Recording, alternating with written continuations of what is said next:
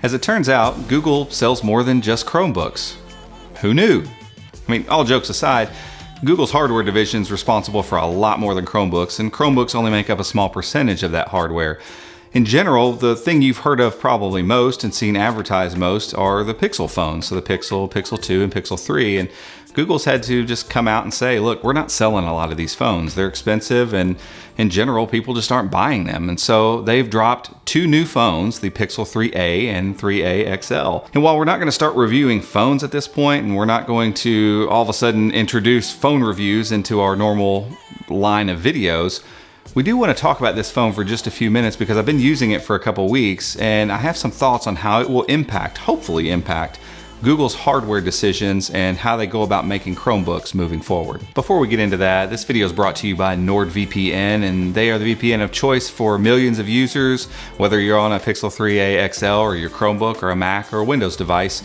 If you'd like to learn more about how to keep your browsing activity private, whether you're at home or on the go, just go over to chromeunbox.com/NordVPN to learn more and get started today.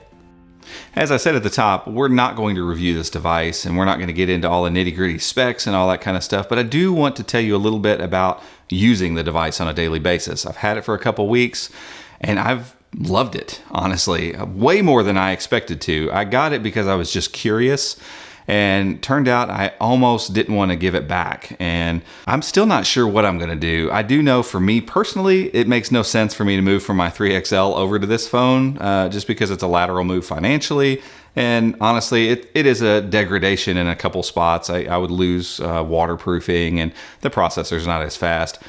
But all of those things aside, to be honest with you, the processor stuff, never noticed it.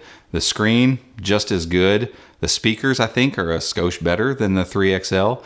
I enjoy the way that the audio sounds when I record video better. The camera, exactly as good as the 3XL. So it didn't feel like a degradation in user experience. I simply enjoyed using it. I don't know how else to say it other than I don't want to let go of this phone. There's a charm to it. There's something about it that is just enjoyable.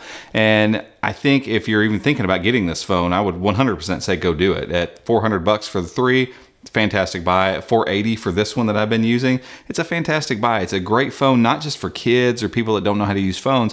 I think anybody that enjoys smartphones and enjoys pure Android and the experience that a Pixel brings, you get the Pixel experience with this thing. And that's really, really important as we get into this next part.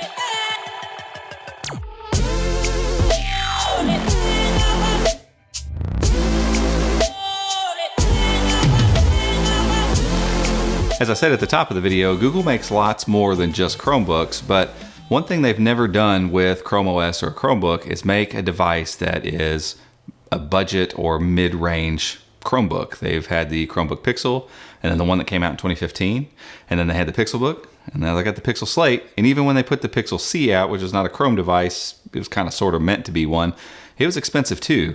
And so you've got all these hardware pieces and these larger computing form factors that Google has put out, and they're great. I still think the world of my Pixelbook, and I think the hardware is great on the Slate, and I loved both Chromebook Pixels.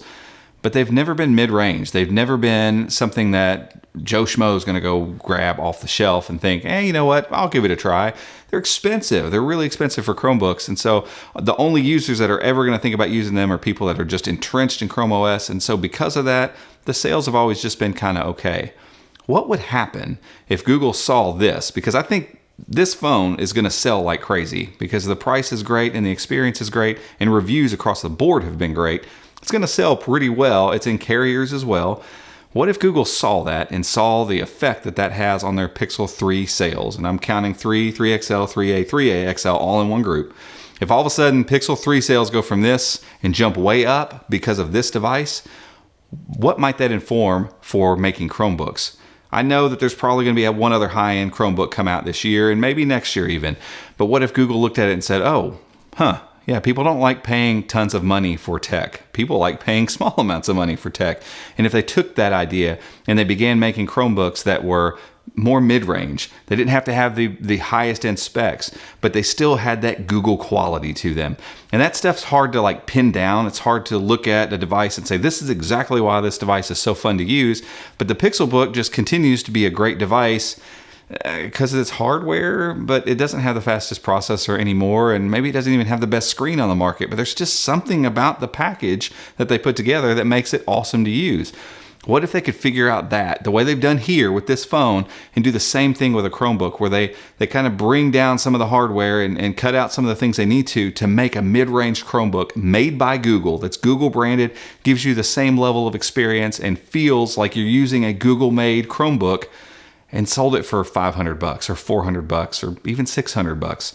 What would that do to the made by Google hardware in the Chrome OS division? And I hope maybe somebody's watching this. Maybe somebody is going to look at this and think, maybe we should do that. But really, I hope it's informed by the sale of this phone. I'm hoping that as Google sees that this thing takes off and it increases their market share and it increases the number of people that own it, they start thinking about what it would look like to make a mid-range Chromebook that lots and lots of people would buy. I think back to the Samsung Chromebook that came out years and years ago, 2012, I think it was, the Series 3. And they ran the commercials for it all over the place. And it was the Chromebook for everyone. It's a computer for everyone. Everything was for everyone. It's this for everyone. Google hasn't made a Chromebook for everyone in a while. And I'm really, really hoping it's about time that they do so. But guys, that's it for this one. If you like the video, give it a thumbs up. Consider subscribing and hit that notification bell if you want to be alerted whenever we post new videos. And until next time, we'll see you.